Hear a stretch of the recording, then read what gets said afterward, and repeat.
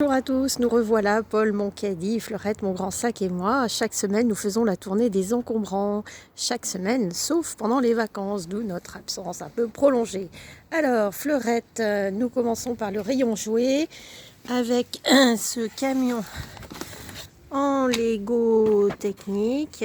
Voilà, à reconstruire, je ne sais pas du tout si l'ensemble est complet. Ensuite, d'autres camions pour les petits gars, ça et ça, voilà, je sais pas exactement comment ça s'appelle, il y a des chenilles, enfin voilà, ça fonctionne bien. Ensuite on passe au rayon papeterie avec du papier à lettres, des feuilles pour mettre dans les classeurs, tout ça encore sous plastique.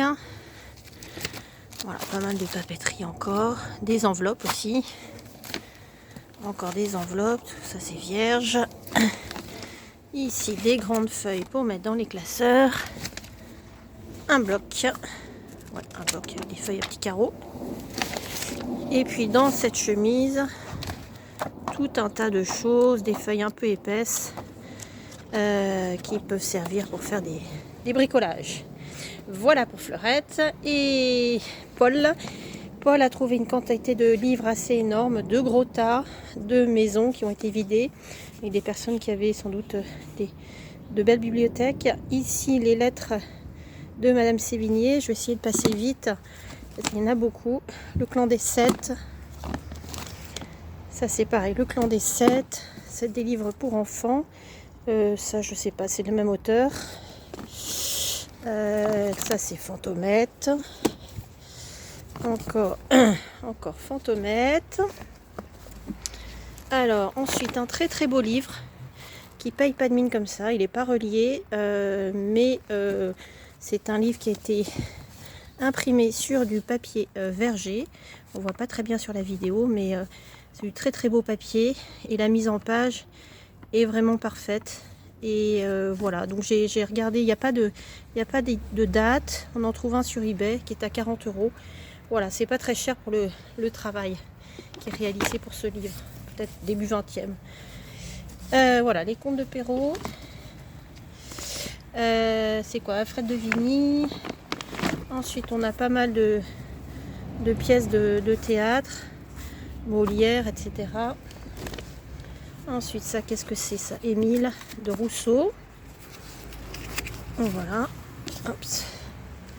Ensuite, on a un livre sur Jérusalem. Ça, c'est d'actualité.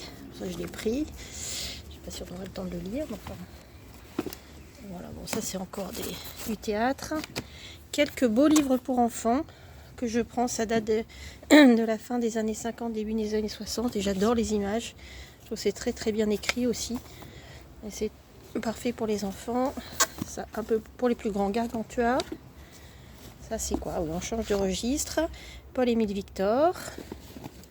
Ensuite on a encore pas mal de bouquins. Ça c'est quoi? Je connais pas. La piste du bonheur.